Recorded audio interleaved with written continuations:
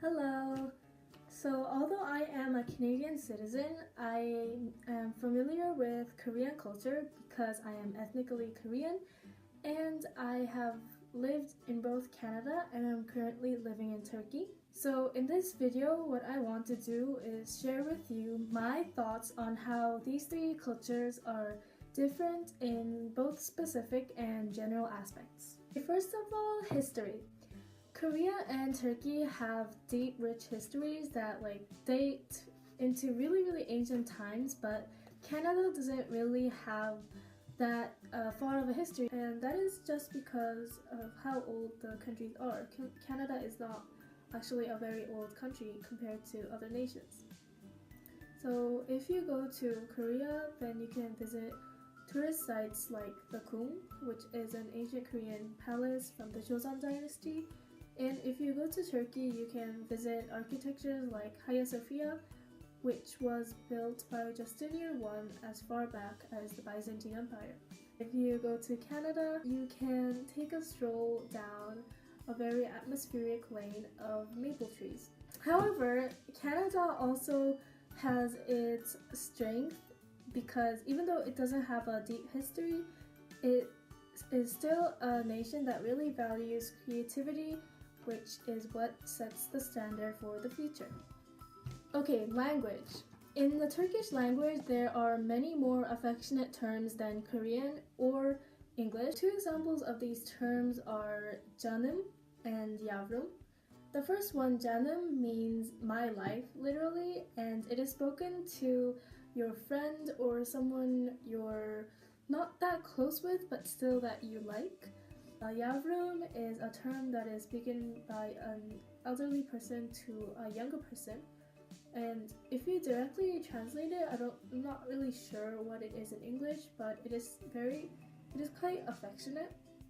But even to strangers, if I meet them on the street and they ask me to, for example, take a photo for them, they will call me by that term.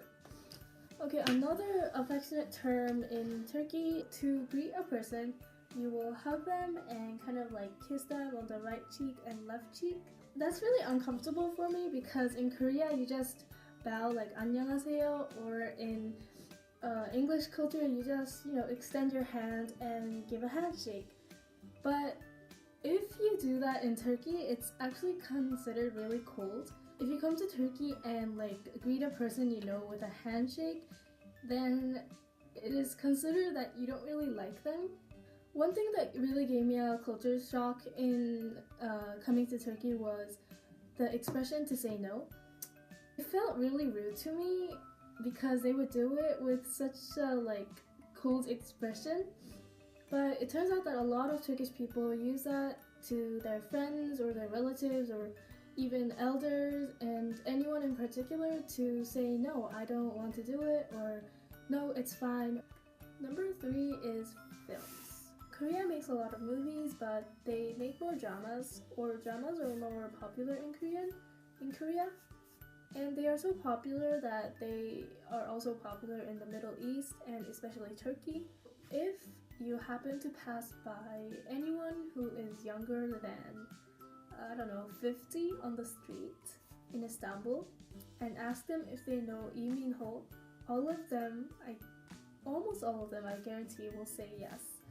My Turkish friends used to tease me if I really was Korean because I didn't keep up with who the latest singer or who the latest actor in Korea was. Now, Turkey also makes a lot of dramas. I think that Korean dramas are more on the cute side, while the Turkish dramas have more dazzling costumes, more westernized setting. However, there is one thing that is really the same in Turkish and Korean dramas, and that is the scene where female characters fight by pulling each other's hair, or where a female character sprays coffee or water at the opponent in a cafe. Canada, on the other hand, does not make dramas, I think. They make more movies. And if they make movies, they value originality in their plots. Okay, number 4 is food. In Turkey, if you eat a meal at someone's house or at a gathering and you finish first, and even though you've like eaten so much that you can't hold anymore, people will tell you to eat more. In Turkey, tea is a really big thing.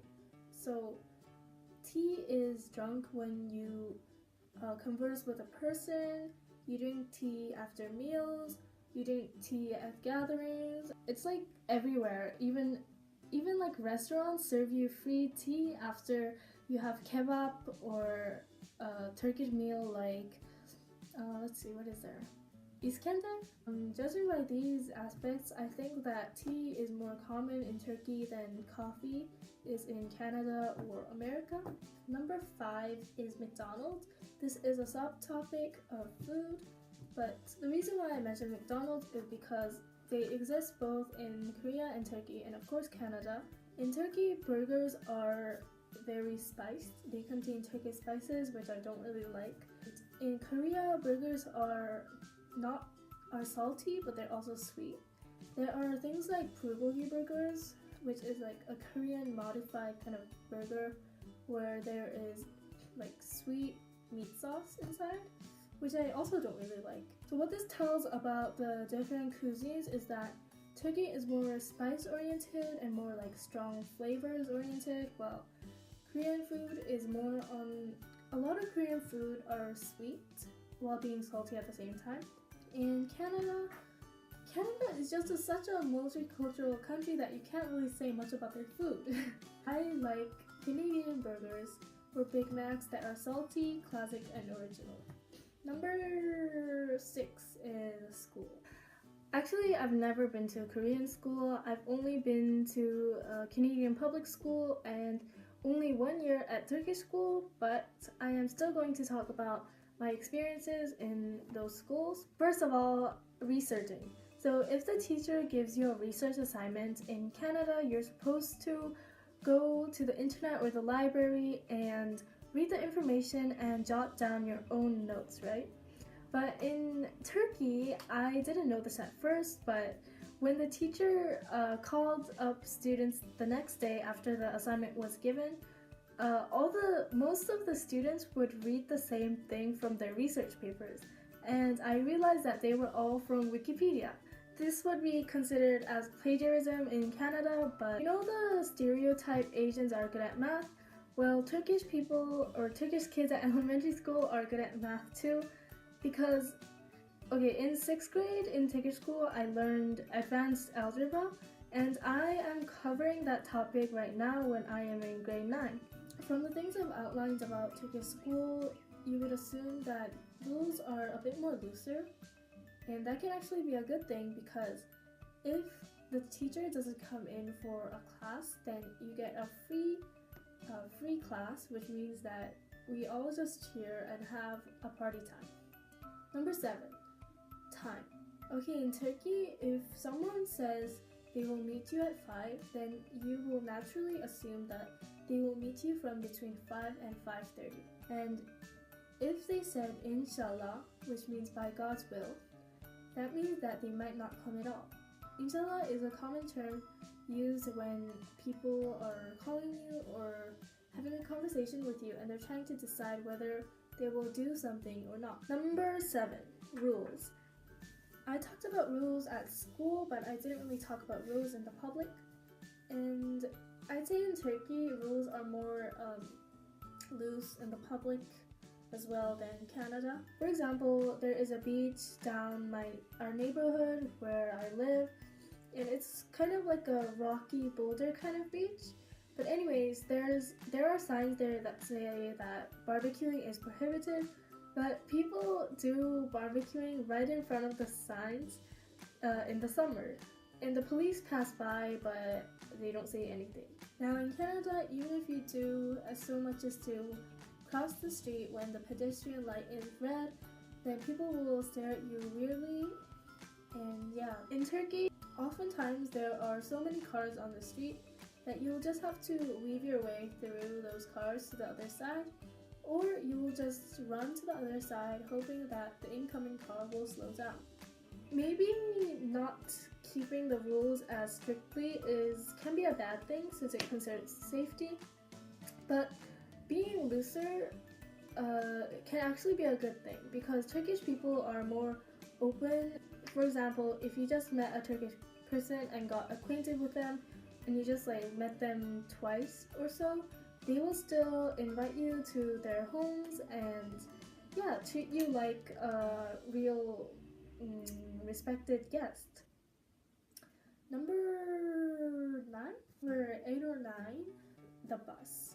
If you're trying to get on the metro bus during rush hour, first you will squeeze in through those doors, and once the doors close, you will be face to face with the automatic see-through doors, like right nose to nose, and you won't need to hold on to anything because there will be people squashing around you, keeping you upright. In Canada, you can't just get into the bus and stand where you want to. There are rules even in the bus, such as moving down the aisle politely when people come in from the front door. Number 10 is the home.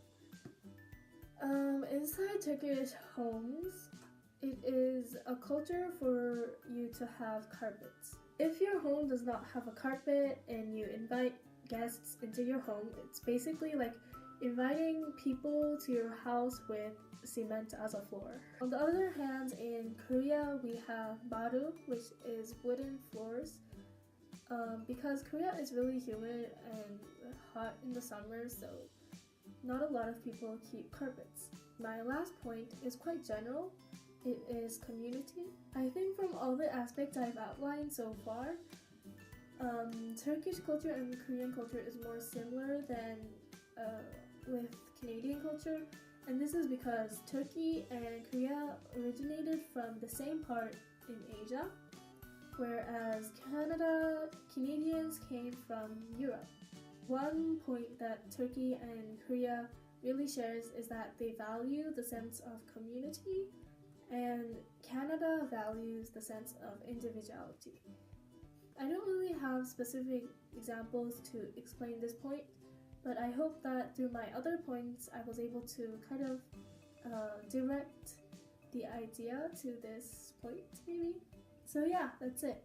That was 11 points on how Turkey, Korea, and Canada differs on their cultures. Thank you for watching.